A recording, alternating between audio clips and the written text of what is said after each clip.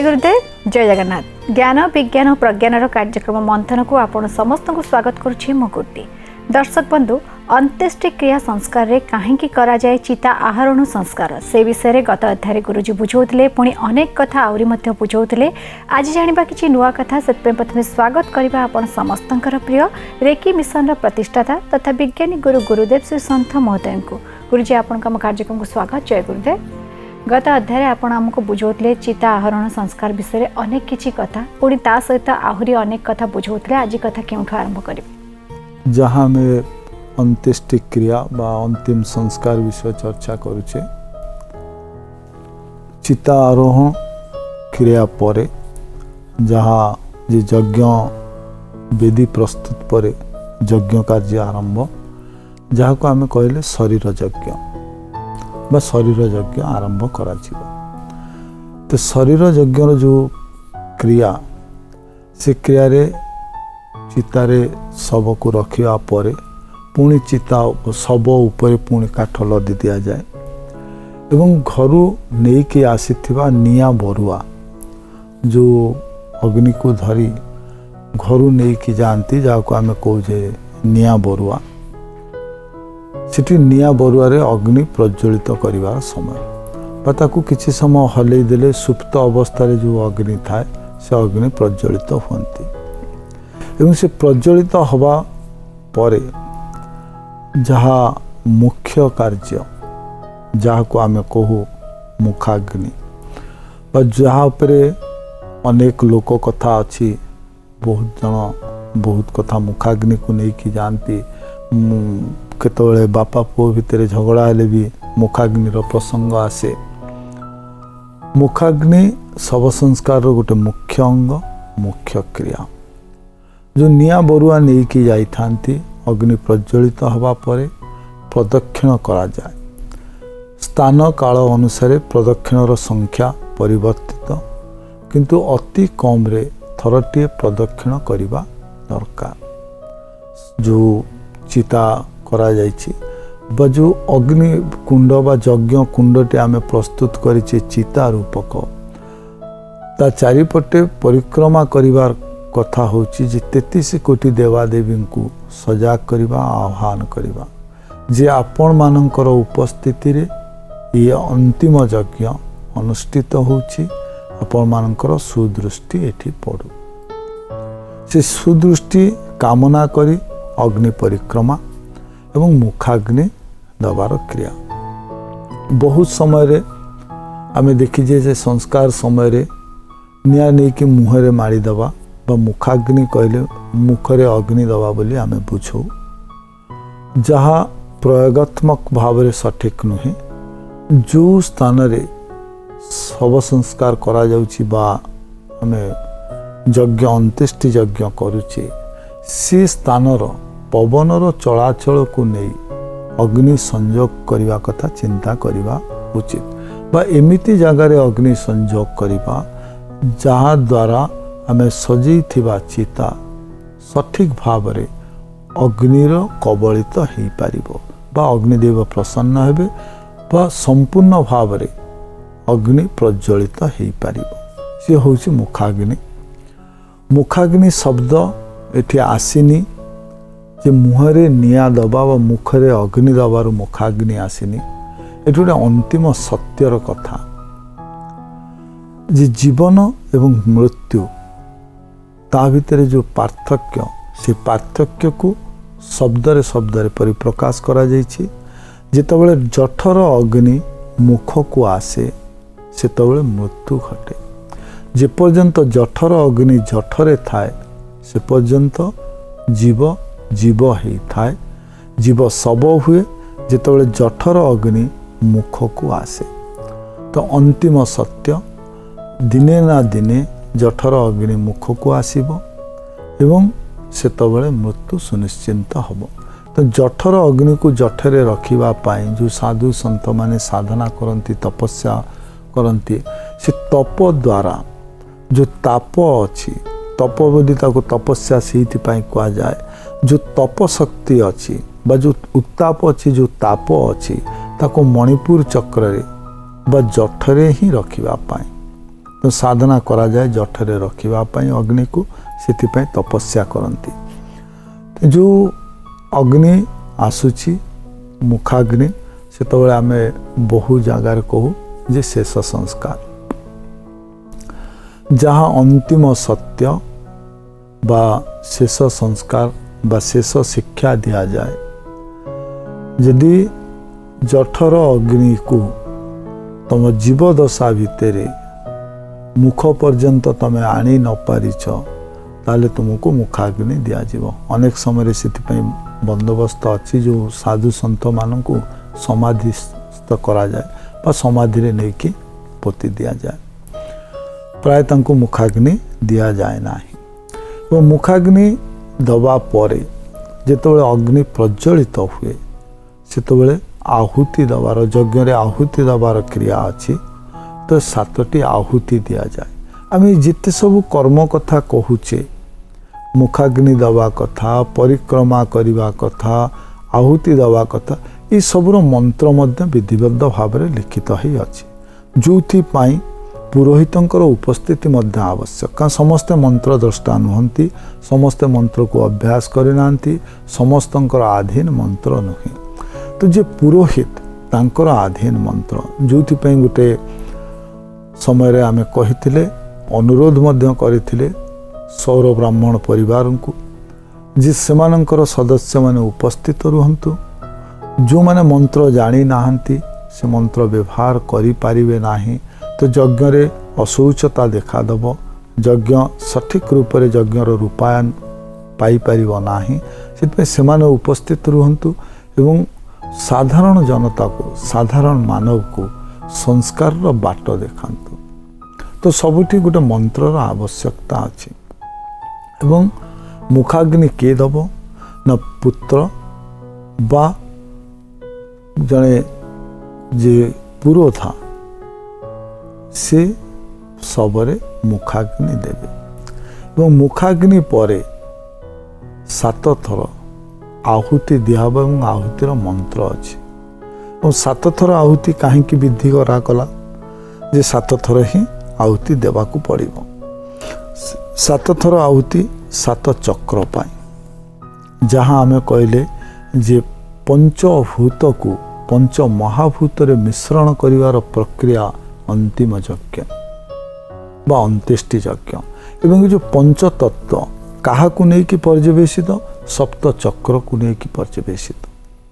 तो जो 7टी जाक चक्र जितेबाला आम उन्मुक्त करुचे बा 7टी जाक चक्र आम दान कर दौचे काहाकू ना शिव को, से शिव भूत को नहीं बा भूतनाथ भूत को नहीं पंच महाभूत सहित मिश्रण करेबे। तो 7टी आहुति दिया जीव। एवं किए दौची जहाँ आमर सामाजिक नियम, पुत्र माने मुखाग्नि देवे। बहुत समय आमर कथार कथार कहती तोर तो अपुत्रिक अच्छी, तोर पुओ नहीं, मुखाग्नि किए दब। पुओ रागिकी केतबेले बापा पुओर कली पुओ मध्य कहे जे मु मरीगले मुखाग्नि देविनी, बापा रागी कि मु मरीगले तू मत मुखाग्नि दबुनी, मु ते तेज पुत्र करदेली। एमती अनेक लोक कथा, कलीर शब्द, अनेक जिनस अच्छी मुखाग्नि को नहीं। तो आम ये जो चर्चा कले जे पुओ माने ही मुखाग्नि देवे, ये गोटे द्वंद्व आसुची जे कहीं झील माने नुहंती। जदि आम कहूचे जे सबुठी समकक्ष, तो ये पक्षपातिता कहीं। जो समाज विज्ञानी मुनि ऋषि गुणी ज्ञानी व्यक्ति माने लिखिले संस्कार रो कथा, से पक्षपातिता कहीं कले जे केवल पुओ माने ही देवे, झील माने दे पारिबे नाही। मुखाग्नि दबार नियम केवल पुओ मानकर, जहाँ से समय को नहीं सृष्टि करा जाइथिला बा संसार जो नियम थिला, सामाजिक परिवेश परिस्थिति ताकू नहीं सेतबेले लिखित शास्त्र संस्कार। बहुत समय आमे चर्चा करिचे जे किछि किछि शास्त्रर पुनः ताको लिखिबार आवश्यकता अछि, पुनः विचार करिवार आवश्यकता अछि। संस्कार बा शास्त्र भूल नुहे, किंतु से समयर बहु पुरातन शास्त्र और से समय स्थिति एवं अवस्थिति को लेकिन लिखा जाइथिला।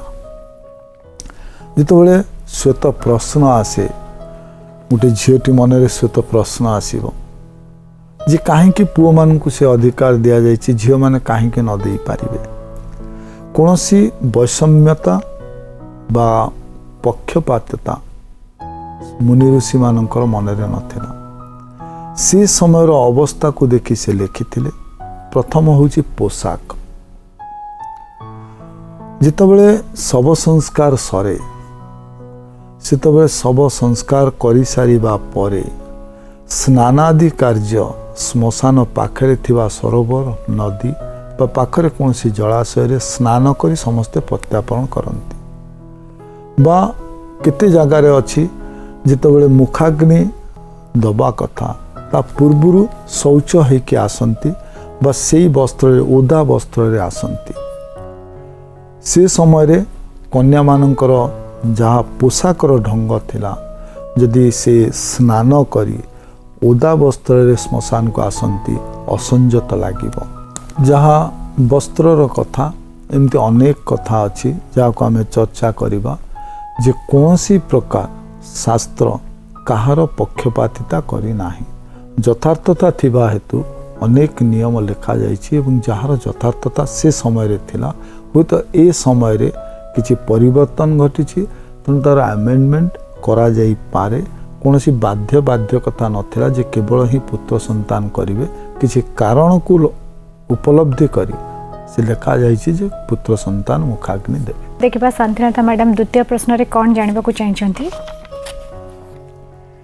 से लिखिछंती गुरुजी आपण गोटे थर उपवास विषय बुझेइथिले स्वल्प उपवास रखिबा कथा कहिथिले 12टा जाय रखी हबो कि जदि रखि परिबे 12टा परे उषुम पानी पी उपवास भंग करबा को हेबो कि एवं ता परे कोन खाइबा दरकार से विषय से जानिबा को चाहिछंती। उपवास जहाँ हमें अनेक थर चर्चा करिचे विज्ञान सम्मत प्रक्रिया बहुत समय रे एबे भी जदि कौन सी जगार पेट रोग हुए पेट रे व्यतिक्रम घटुची ताले चिकित्सक माने मध्य कहउछंती उपवास रहिबा पाई व लाइट फूड हल्का खाद्य खाइबा पाई जहाँ उपवास रो अंग आम जहाँ कहले जे स्वल्प उपवास बहुत समय रे उपवास रे इते नियम अच्छी इते कटकणा अच्छी जहाँ को करिबा पाई बहु जन सक्षम नुहंती बा गोटे समय एमिति अच्छी बहु जन अच्छी व्याधिग्रस्त अच्छा जो मैंने करि पारिबे नाही किंतु उपवास एकांत आवश्यक। शरीर जो अंग प्रत्यंग अच्छी एवं कार्य करिवार शैली अच्छी से कार्यरू निवृत्ति करिया पाई विभिन्न अंग प्रत्यंग को किछि समय विश्राम आवश्यकता अच्छी एवं सेति उपवास करिबा निहाती विधेय।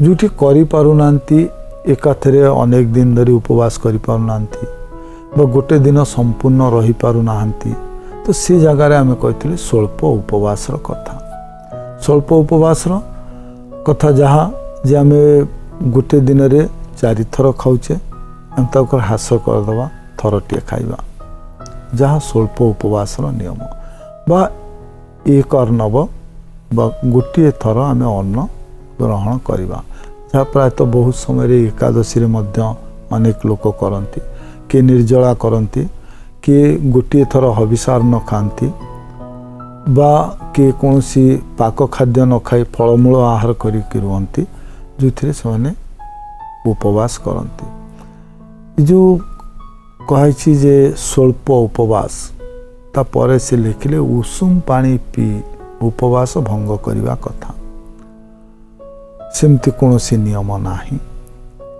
उपवास परे उषुम पानी जदि आम गोटे बहु दिन दीर्घ दिन धरी आम उपवास करुचे तो से समय रे हमर शरीर रेजिस्टेंस पावर हमर प्रतिरोधक शक्ति प्रतिकारक शक्ति शरीर भितर टिके कमी जाए प्रथम किछि दिन तो से समय रे कह जाए जे उषुम पानी पीवा पाए। द्वितीय कारण उपवास समय रे आमे अधिक पानी पीवा मध्य उचित नुहे जदि आम साधारण पानी पिउचे ताले मात्राधिक पी पारिबा, यदि उषुम पानी पिउचे अल्प पीवा और अल्परे तृषा मेंटी जीव मध्य। फर्दर रिक्वायरमेंट फर्दर अर्ज बा आगु को आउ इच्छा रहिबो नाही बा आमे तृषित ही रहिबा नाही, आमको जलर आवश्यकता पड़िबो नाही। किंतु जो स्वल्प उपवास आमे करूचे से समय रे उपवास भंग करिबा पाई आमको कौनसी गरम पानी रो आवश्यकता नाही। बहुत समय रे आमे एकादशी व्रत कथा आमे चर्चा करूथिले। बहुत जन अछंती जो एकादशी व्रत एकादशी दिन सकाळु आरंभ करती और संध्या रे सारी दियंती बा ता पर दिन सारंती एकादशीटा संपूर्ण उपवास रही द्वादशी रे संपूर्ण जेमती नॉर्मल फूड जेमती खाइबा कथा सेमती खाती, जहाँ उपवास विज्ञान विरोध। जदि आमे एकादशी व्रत करूचे तो ता पूर्व दिन दशमी, दशमी रु आमे आरंभ करिबु अल्प आहार एवं रात्रि रो जो भोजन अच्छी तरल पदार्थ ग्रहण करिबा वा रात्रि भोजन संपूर्ण छाड़ी दबा। तापरे उपवास रहिबा एकादशी तिथि रे एवं द्वादशी तिथि रे जलपान बा तरल पदार्थ ग्रहण रु आरंभ करिबा एवं त्रयोदशी दिन आमे अर्ध कठिन खाद्य और चतुर्दशी दिन आमे जेमती खाऊचे सेमती खाइबा। जो शरीर सिस्टम अच्छी से सिस्टम को मध्य आमे नजर रे रखिबा। उपवास जहाँ बहु बार कहीचे कौनसी प्रकार व्रत पूजा करा जाई नाही भगवान को तुष्टि बा संतुष्ट करिबा पाई। बड़ सरल रे आम शास्त्र कहूची जे आमर ठाकुर होउचंती भावग्राही, से पदार्थग्राही नुहंती। आमठू कौनसी जिनस आशा करती नाही भगवान, केवल एतिकी आशा करती जे आमर भाव थाउ। भाव आमे बहुत समय भावु बहुत इमोशन, जहाँ भाव नुहे आमे जेम को जे भाव आगु को कौन हम इज आवर थॉट।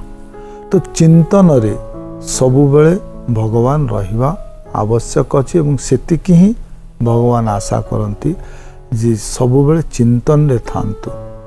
कौनसी पदार्थ ग्राही नुहंती भगवान भावग्राही। पेट कहूची खाइबार कथा राजयोगीर कथा 50% रिक्वायर्ड फूड एवं मुंड कहू नथिबो पेट कहू नथिबो बा मुंड कहू पेट कहू खाइबार आवश्यकता नाही। निजे क्षुधा उपरे सेतिकी आयत करिवा दरकार का पेट सब बेले खाद्य चाहे नाही। आमे बहुत समय कहू जे भोक होला संभाली पारले नहीं खाइले, भोकटा पेटे रे हुए नाही, क्षुधा मानसिक स्तर रे अछि। जेतले मुंड रे पसी जाए खाइबार चिंता खाइबार कथा खाद्य पदार्थर कथा से तोले भोक हुए। तो मानसिक स्तर रे निजर मस्तिष्क उपरे निजर कंट्रोल रहिबा पाए अख्तियार रहिबा पाए जो साधना करा जाए से होची उपवास क्रिया। सेठू सब किछि सिखा जाए, how to detach from the most attachable thing. सबुठू अधिक घनिष्ठ संपर्क थिबा पदार्थ ठू केमिति निजको दूरेई रखि पारिबो। संसार बोध हुए खाद्य को छाड़ी देले आउ केई एते घनिष्ठ नुहंती जहाँ मनीषर संपर्क अन्य सहित अच्छी। आमे अन्य मानक सहित सुसंपर्क रखुचे किंतु खाद्य सहित जो मनीषर संपर्क से सबुठू बड़ संपर्क। जहाँ आमे मनीष समाज रे रहिचे बोली आमे चिंता करूचे जे आमर अन्यान्य वृत्ति अन्यान्य कर्म अच्छी। अन्य जीवजंतु को जदि आमे देखू तांकर सकाळु कार्य आरंभ हुए खाद्य अन्वेषण रे, समय जाए खाद्य खाइबारे एवं समय जाए खाद्य पाचन करिबारे। अन्य कौनसी क्रिया को एते महत्व दियंती नाही। प्रत्येक जीवजंतु सकाळु उठिले प्रथमे समस्तंकर चिंता निज आहार पाए एवं सेतिकी बोध शक्ति मध्य ठाकुर देइछंती जे कोटा कहार आधार कोटा कहार खाद्य से निजे जानी पारंती। सेमानंकर विवेक नाही, चिंता करिवार शक्ति नाही जहाँ विज्ञान कहूची ସବୁ ପଶୁମାନଙ୍କର ଚିନ୍ତା କରିବାର ଶକ୍ତି ନାହିଁ। ଯଦି ବି କାହାର ଚିନ୍ତା କରିବାର ଶକ୍ତି ଅଛି ସେ ଚିନ୍ତା ଶକ୍ତି ଏତେ ଉନ୍ନତ ମାନର ନୁହେଁ। ତଥାପି ସେମାନଙ୍କୁ କେହି ନ ଶିଖେଇଲେ ବି ସେମାନେ ଜାଣିପାରନ୍ତି ତାଙ୍କର ଖାଦ୍ୟ କ'ଣ ଏବଂ ସେ କ'ଣ ଖାଇବା ଉଚିତ ଏବଂ ସେ ଖାଦ୍ୟ ଅନ୍ୱେଷଣରେ ରୁହନ୍ତି। ତ ସବୁଠୁ ଅଧିକ ଘନିଷ୍ଠ ସମ୍ପର୍କ ଜୀବର ଆଧାର ସହିତ ବା ଅନ୍ନ ସହିତ, ଯାହାକୁ ଭାଗବତ ମଧ୍ୟ ସ୍ୱୀକାର କରୁଛି ଯେ ସାଧନାର କଥା ଅଲଗା। ଯଦି ଅନ୍ନ ନ ରହିବ, ଏ ହଂସା ରହିବ ନାହିଁ, ଏ ପ୍ରାଣ ରହିବ ନାହିଁ, ତାହେଲେ ସାଧନା କେମିତି କରିବ? ତେଣୁ ଏ ଶରୀରକୁ ରଖିବା ପାଇଁ ଖାଦ୍ୟର ଆବଶ୍ୟକତା ଅଛି, ଶରୀରକୁ ରଖିବା ପାଇଁ। କିନ୍ତୁ ଆମେ ମନପୂର୍ତ୍ତି କରିବା ପାଇଁ ଖାଦ୍ୟ ଖାଉଛେ ବା ଆମେ ସଉକରେ ଯାଉଛେ ଖାଇବା ପାଇଁ। ଆମେ ଗୋଟେ ପଦାର୍ଥର ସ୍ୱାଦ ମନ ଭିତରେ ଚିନ୍ତା କରି ତାପରେ ଚିନ୍ତା କରୁଛେ ତାକୁ ଗ୍ରହଣ କରିବା ପାଇଁ। ତେଣୁ ଖାଦ୍ୟ ଆବଶ୍ୟକ ଅଛି କ୍ଷୁଧା ମେଣ୍ଟେଇବା ପାଇଁ, ନିଜର ସଉକ ବା ନିଜର ସ୍ଫୂର୍ତ୍ତିକୁ ମେଣ୍ଟେଇବା ପାଇଁ ଖାଦ୍ୟର ଆବଶ୍ୟକତା ନାହିଁ। ବହୁତ ସମୟରେ ଆମକୁ ଦୁଃଖ ଆସେ ସେ ଜାଗାରେ ଯେତେବେଳେ ଆମ ଖାଦ୍ୟ କ୍ଷୁଧା ପାଇଁ ନୁହେଁ, ଆମର ମାନସିକ ସ୍ଫୂର୍ତ୍ତି ପାଇଁ ଆମେ ଖାଦ୍ୟ କଥା ଚିନ୍ତା କରୁ। ତ ସେଠୁ ଦୂରେଇବା ନିହାତି ଆବଶ୍ୟକ। ତେଣୁ ଯାହା ପ୍ରଶ୍ନ କରିଥିଲେ ଯେ ଯଦି ସ୍ୱଳ୍ପ ଉପବାସ କରୁଛନ୍ତି, ଉପବାସ କରିବା ପରେ ଉପବାସ ଭଙ୍ଗ କରିବା ପାଇଁ ଉଷୁମ ପାଣିର ଆବଶ୍ୟକତା ନାହିଁ। କୌଣସି ତରଳ ପଦାର୍ଥ ନେଇ ଉପବାସ ଭଙ୍ଗ କରନ୍ତୁ ଏବଂ ସାଙ୍ଗେ ସାଙ୍ଗେ କୌଣସି କଠିନ ପଦାର୍ଥ ନ ଖାଆନ୍ତୁ।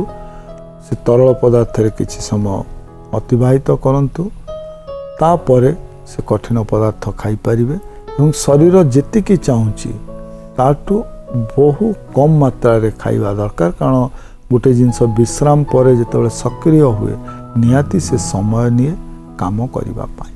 आज्ञा गुरुजी, आशा जे उत्तर मिल जाइए से सेपरी ही करने को चेष्टा करेंगे। तेज गुरुजी आज अध्याय बहुत बहुत धन्यवाद। जय गुरुदेव।